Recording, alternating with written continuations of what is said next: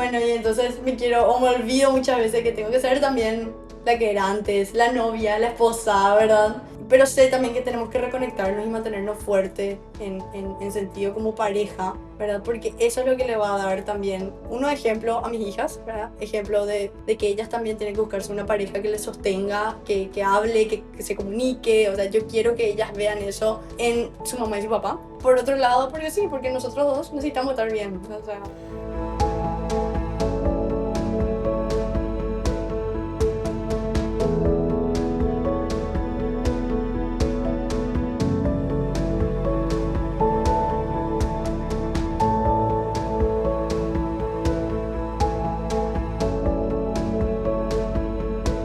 Hay papás así que llegan y yo le pregunto, ¿a qué edad empezó a hablar tu hijo? A los 4 meses, me dice yo. ¿En serio, verdad? Porque muchas veces ese papá, mamá, creen que ya es, a mi hijo ya está hablando. Pero son reduplicaciones silábicas que el niño realiza por el tema de que le es más fácil hablar. O sea, esos fonemas, ¿y qué es el fonema? Es el sonido de la palabra, de cada letra, le es mucho más fácil poder pronunciar. Por eso muchas veces en los papás hay esa pelea. Dijo primero papá que mamá, ¿verdad? Y es por esa facilidad que el niño tiene para poder mencionar ese fonema, ese sonido de esa letra en específico. Mi nombre es Erika Cabañas, yo soy fonoaudióloga, principalmente atiendo a niños de lo que son las edades infanto-juvenil. Mi área es lenguaje, habla y comunicación. La fonoaudiología es una disciplina dentro del área de la salud que se encarga de la prevención, evaluación, diagnóstico, tratamiento y promoción de todo lo que son los trastornos o retrasos, ya sea en el lenguaje, habla y otras áreas también como voz, audición y deglución. Una pregunta muy recurrente es ¿cuándo debo llevar a mi niño o a mi niña a la fonoaudióloga o al fonoaudiólogo? Y hay que entender que dentro de lo que es el desarrollo típico de un niño, ya sea el desarrollo psicomotor, como levantar la cabeza, el sentarse, el pararse, el caminar, también a la par existe un desarrollo lingüístico que podemos separar en dos etapas. Prelingüístico, que es antes del desarrollo del lenguaje oral, que el niño desde el nacimiento ciertamente ya se comunica con el llanto. El papá y la mamá muchas veces ya entienden el que está al cuidado del niño cuando el bebé llora porque tiene hambre, porque le duele algo, sin la necesidad de comunicarse de manera oral. Lo mismo muchas veces las respuestas que los bebés tienen entre los 0 a 11, 12 meses, la sonrisa social, el responder a su nombre, el girar ante un estímulo auditivo hacia el lugar donde viene ese estímulo, y existe todo esto antes de desarrollar el lenguaje oral. Y luego de desarrollar el lenguaje oral a partir de los 11, 12 meses, donde el niño ya empieza a hablar propiamente con las palabras como papá, mamá, agua, tete, tití, y hay que entender que es un proceso progresivo donde el niño va adquiriendo más lenguaje. Y cuando nosotros podemos identificar que existe una dificultad, cuando no existe todo esto que estuve mencionando anteriormente, el niño no presentaba sonrisa social, no respondía a su nombre, no giraba de acuerdo a lo que era el estímulo auditivo. Primeramente, lo que hacemos y lo que recomendamos los fonoaudiólogos es poder, en el caso de que no se le haya realizado una audición acústica, que es un estudio auditivo que se le realiza a los bebés para poder determinar si tiene o no ausencia de audición, ¿verdad? En este caso, porque entendemos que la audición es imprescindible porque lo que el niño escucha o lo que la niña escucha es lo que va a repetir, ¿verdad? Entonces, si de por ahí existe audición, no hay ningún tipo de dificultad, poder determinar cuál es la dificultad principal que está primando en este momento, ¿verdad? Y muchos papis me dicen, cuando llegan al consultorio con su bebé o entre 1 o 2 años, yo me daba cuenta que algo pasaba con mi niño o con mi niña, porque siempre nos dicen, es como que yo entraba en la computadora y veía que mi hijo no respondía a su nombre, mi hijo no tenía sonrisa social, no tenía contacto visual. Entonces yo me daba cuenta que algo estaba pasando con mi niño. Y es por eso y es muy importante poder entender cuál es el desarrollo típico de un niño de lenguaje. Hay muchos niños que dicen los padres, mi niño o mi niña conoce todo el abecedario, pero no utilizan el vocabulario que tienen para comunicarse. O lo mismo, manejan todas las canciones, pero no utilizan el lenguaje, el vocabulario que tienen para comunicarse. Entonces, cuando se da esta dificultad de no poder expresar lo que el niño quiere, lo que el niño necesita, es donde nosotros tenemos que tener en cuenta que nuestro niño o nuestra niña necesita una ayuda. Siempre estuvo en los planes de tener hijos, o sea, no era tampoco no queríamos ni nada, era algo que queríamos que llegue, y de hecho que ya teníamos una pieza apartada en la casa que era, bueno, cuando tengamos hijos, esta va a ser la pieza, ¿verdad? Éramos re jóvenes, pero eso veíamos como algo súper positivo, ¿verdad? Sí, o sea, le dimos la vuelta como que en vez de decir, hija, la verdad que viene la bebé ahora, es así, viene la bebé por fin, porque además somos los dos primeros de ambas familias, somos los dos primeros en tener hijos y yo soy el menor somos 3 hermanos y yo soy el menor. Mi mamá se moría por ser abuela. Y tipo, vengo yo, el menor de los 3 hijos, a darle su primera nieta. Además, yo le prometí a mi mamá que iban a ser 2 nenas. Y hasta ahora cumplí la promesa. Yo tenía una sola compañera de facultad que sabía que tenía un hijo y que su hijo tenía 1 año. Entonces me acerqué a ella y le dije, bueno, ¿qué me recomendás? ¿Qué voy a hacer? ¿Qué leíste? ¿Qué hiciste? Y ella ya me tiró unos tips, ya me tiró unos libros, ya me dijo, mira, yo hice este curso, este otro yo no hice, y ahí ya te vas, ya volas sola, ¿verdad? No hay un camino correcto, entonces es como que vas tomando decisiones, vas cambiando, vas preguntando, te cambia la forma de pensar, te cambia la opinión, entonces así. Y en un momento, llegado los, no sé, 6, 7 meses de embarazo, pero decimos, bueno, ahora uno te decidís y realmente te das cuenta que en la decisión estás solo, o sea, estamos solos en esto. Es cuestión de tomar la decisión y decir, bueno, ¿qué vamos a tomar? Y ahí no hay nadie que te diga, no, tenés que hacer tal cosa. Es así, sabes que lo que decidís es tuyo, propio y de nadie más. Y yo creo que eso sí, me saco el sombrero, tipo, Ángel estaba bastante más informada que yo.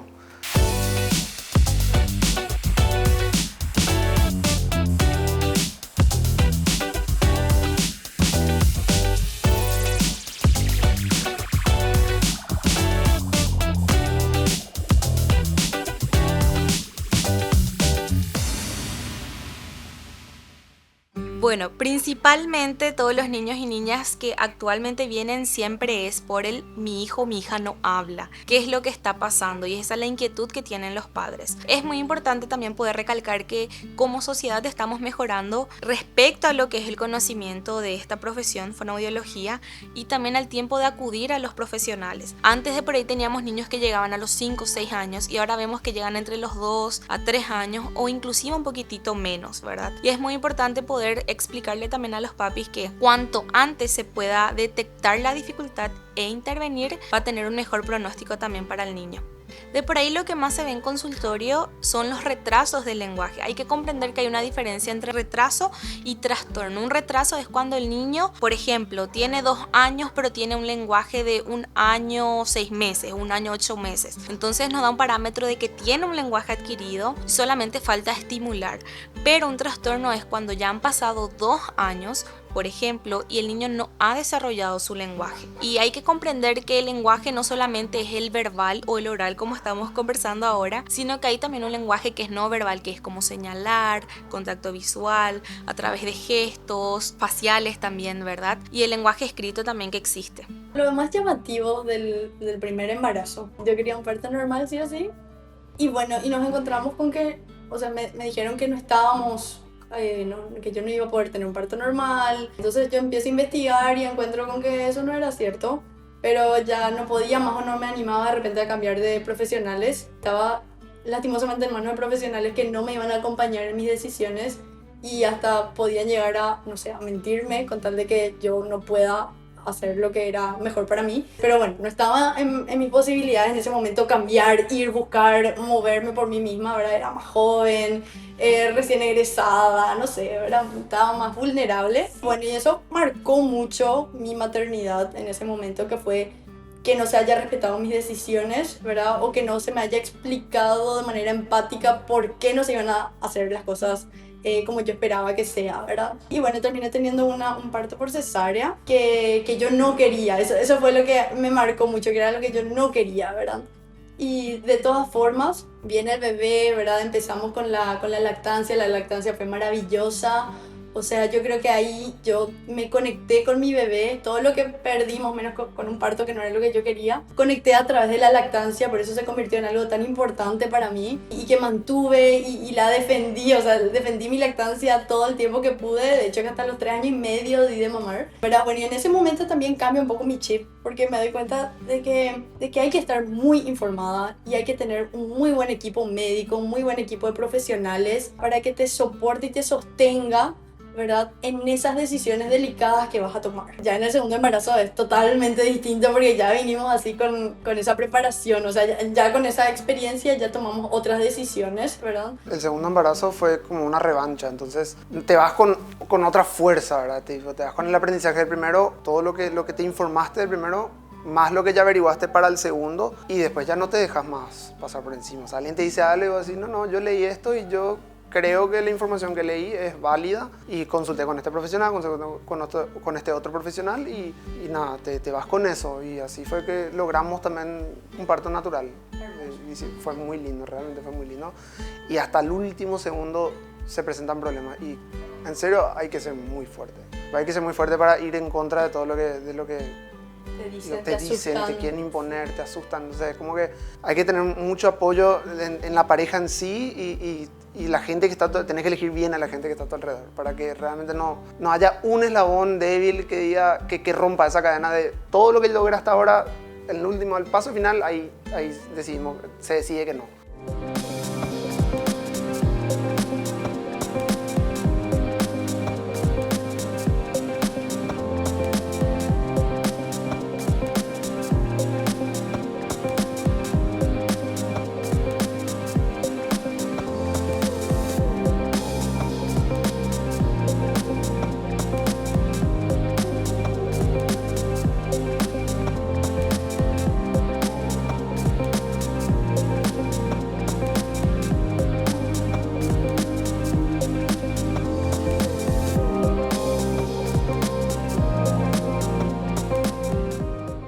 Dentro de lo que es la terapia fonoaudiológica hay que comprender que, en primer lugar, lo que realizamos es una entrevista inicial con los padres o los tutores a cargo y lo que buscamos es, por sobre todo, poder saber cuáles son los antecedentes tanto pre y postnatales que de por ahí hayan afectado al niño o a la niña en su desarrollo típico. Luego de eso podemos evaluar cuáles son las áreas de mayor y menor desarrollo y por consiguiente también poder determinar cuáles son sus áreas de mayor y menor fortaleza. A través de eso poder realizar un plan de intervención que sea individualizado de acuerdo a las necesidades que el niño o la niña tenga. Es imprescindible el apoyo constante tanto de los padres con las consultas, de todos los que sean los cuidadores en la casa también, ¿verdad?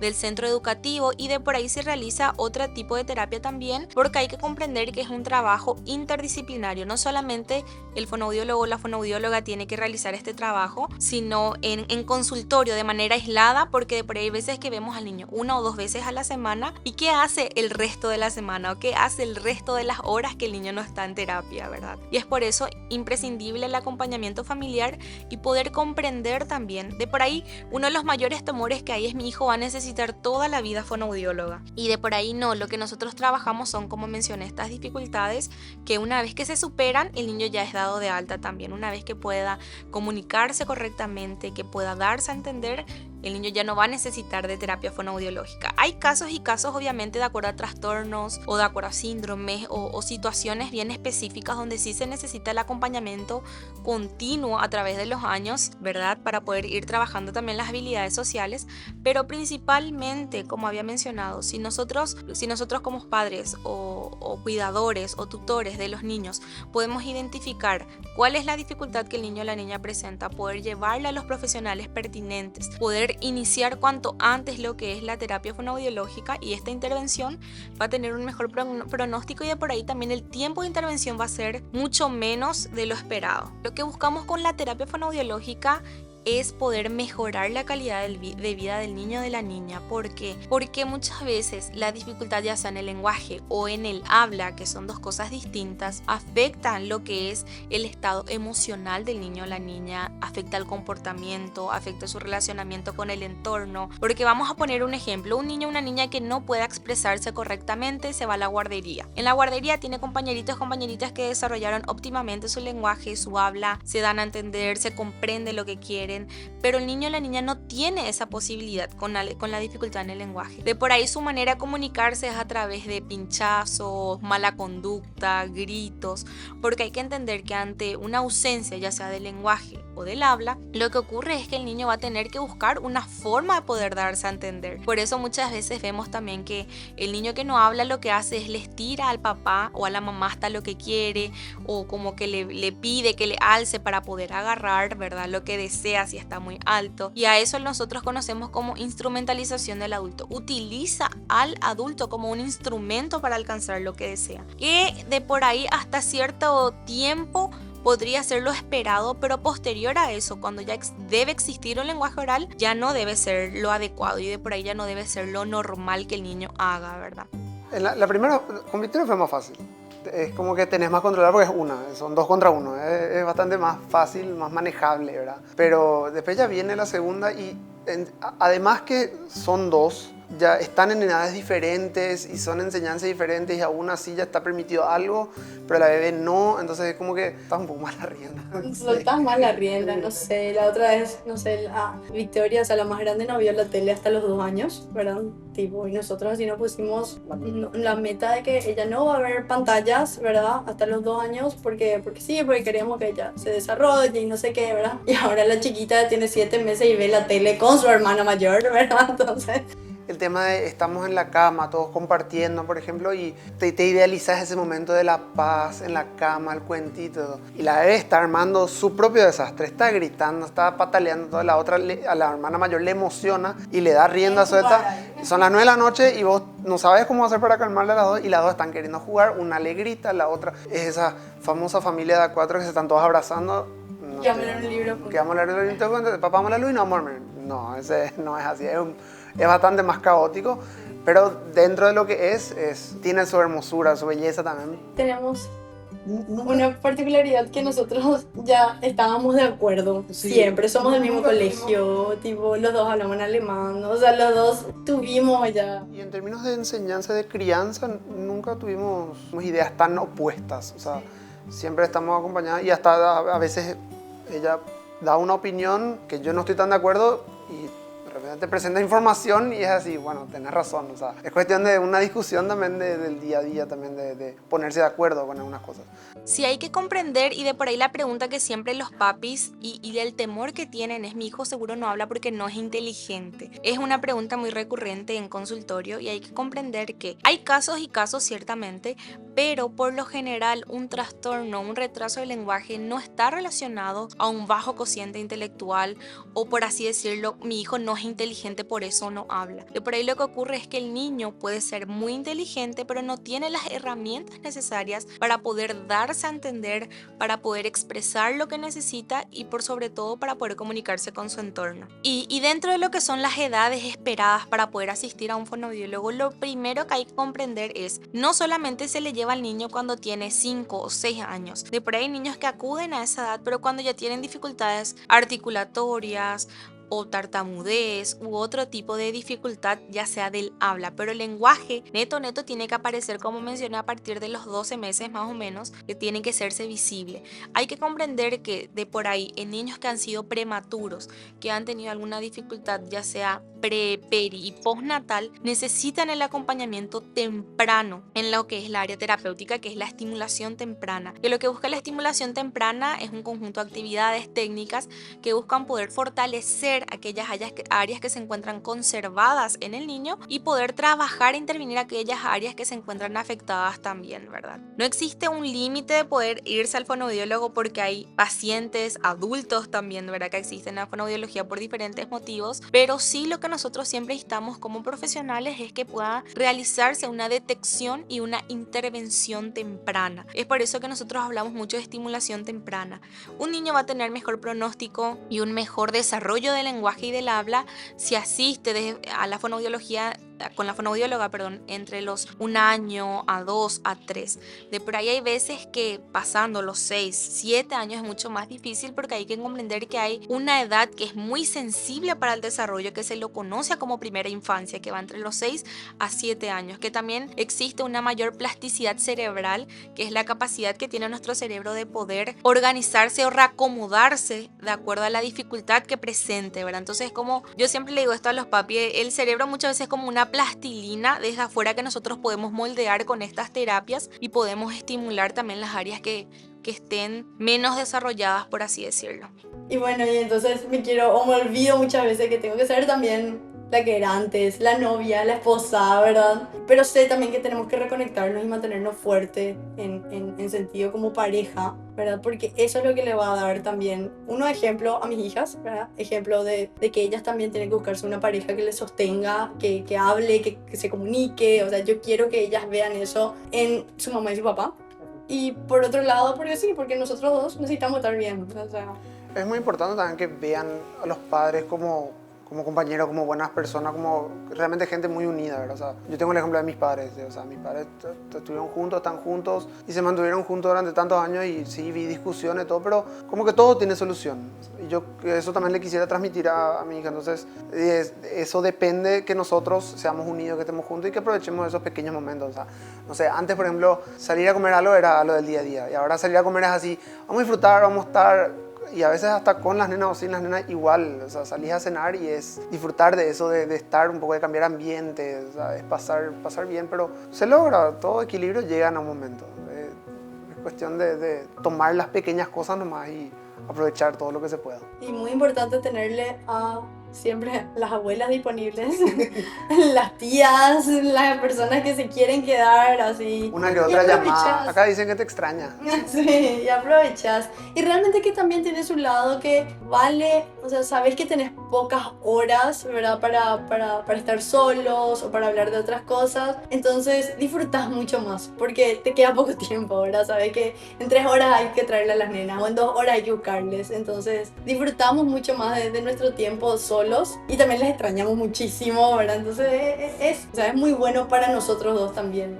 Y no es que la vida se desorganizó como para la vida en pareja, sino que se reestructuró. O sea, antes era todo el tiempo que queríamos, podíamos hablar de la vida, de todo en la sala, y ahora tenemos que encargarnos de las nenas, le hacemos dormir a las nenas y salimos a hablar a la sala. O sea, es como un cambio de horario así, pero nada más, o sea, se logra, o sea, el equilibrio existe, ahí se puede. Lo que siempre nosotros le pedimos y se trabaja muchísimo con el entorno del niño también. Y muchas veces es un poquitito difícil explicarles todos los abuelos, ¿verdad? Que al niño hay que hablarle correctamente. Sí, de por ahí está el tema de ser cariñoso con el niño, con la niña o con el bebé, en este caso entre los 12 a 18 a 24 meses, pero el niño ya tiene que recibir una correcta estimulación auditiva también de parte de lo que es su entorno. De por ahí no es el tema de hablarle como bebé, ¿verdad?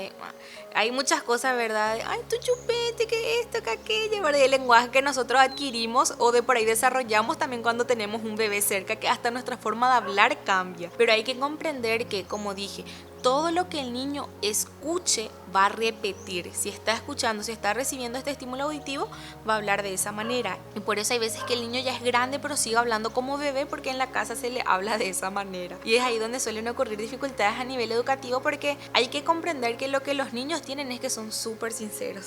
Entonces como que en la cara te dicen las cosas, ¿verdad? Y es como, ay, ¿por qué hablas así? O hablas raro. Eso suele escucharse mucho también, ¿verdad? Y muchas veces los papis dicen, los niños son muy crueles porque son muy sinceros, ¿verdad? Pero es lo que ocurre al estar dentro o en un entorno educativo donde hay 30, 20 niños que hablan correctamente o de por ahí la manera esperada y hay un niño que habla como bebé, siempre se va a decir, ese niño está hablando mal. ¿Cómo nosotros podemos entender si el lenguaje o el habla de nuestro niño es normal o es típico para su edad? Y siempre yo le pregunto a los papis cuando llegan a consultorio, el entorno del niño, que no sean ustedes, que no sean los abuelos, que no sea la niñera, ¿entiende lo que quiere decir? Y siempre dicen no. Y es por eso, porque cuando nosotros de por ahí estamos constantemente o diariamente con un niño y entendemos que pete es chupete o que ota es pelota, cuando sale a lo que es la sociedad y se comunica con otros pares de su misma edad o con otro adulto, no va a poder comprender ese lenguaje y ese habla y el habla que presenta el niño. Entonces por eso es muy importante poder entender o decir, no, mi hijo habla y se le entiende. El parámetro para saber si a nuestro niño o nuestra niña se le entiende es si el entorno, que no sea la familia o las personas que se encuentren como que a primera instancia con ellos, le entiendan a ese niño y a esa niña. Entonces eso es muy importante poder mencionar también, ¿verdad? Que siempre dice, yo le entiendo, obvio, la mamá va a entender que ñañay es caramelo o va a entender que ete es leche, cosas por el estilo, pero alguien que está fuera de lo que es su entorno diario no va a entender, entonces no tiene una comunicación esperada para su edad porque no puede ser comprendido y no podemos nosotros como adultos suplir las necesidades también de ese niño o de esa niña. Creo que nuestra sociedad necesita ser más agradable y empática con los padres, más agradable y empática con las mamás y con los niños. Creo que todos tenemos que estudiar, seamos o no padres, tenemos que estudiar y aprender y entender que todos los niños hacen berrinche, que el berrinche, por ejemplo, es una señal de salud emocional, que está bien, ¿verdad? Porque a veces las miradas juzgadoras de la sociedad es la que te bloquea como mamá y te hace tomar de repente decisiones contrarias. Distorsiona la decisión que vos te planteaste Sí. toda la vida, dijiste, bueno, esto no voy a hacer. Hay una sociedad entera alrededor que te mira de una forma y decís, y bueno, Estoy haciendo tengo mal, que acomodarme a la sí. sociedad. Y en realidad es mucho pedir que la sociedad se acomode a toda, ¿verdad? Pero Sí. de repente es como dice ella, es informarse realmente de la salud de la crianza de los niños y ver qué realmente es lo que está bien. Nada, y acompañar mucho a las mamás, porque el cambio emocional es muy grande. Es un momento en que pasás de ser vos sola a ser parte de tus hijos. Realmente que, no sé, en el parto, en el nacimiento de un hijo, hay también la muerte de una madre, ¿verdad? La mamá, la mujer que era antes, se muere prácticamente y nace como nueva mujer. Y hay que ser muy, muy empática con esa mamá, hay que ser muy... acompañarle mucho, porque es una mamá recién nacida también, ¿verdad? Entonces me parece que eso es importante, que la sociedad entienda, que la gente entienda también que detrás de un bebé recién nacido hay una mamá recién nacida, que acompañemos todos, porque al final los niños son de la comunidad, son todos, son nuestros, ¿verdad? Forman parte de la sociedad, son parte de la sociedad y son los más vulnerables también de la sociedad, ¿verdad?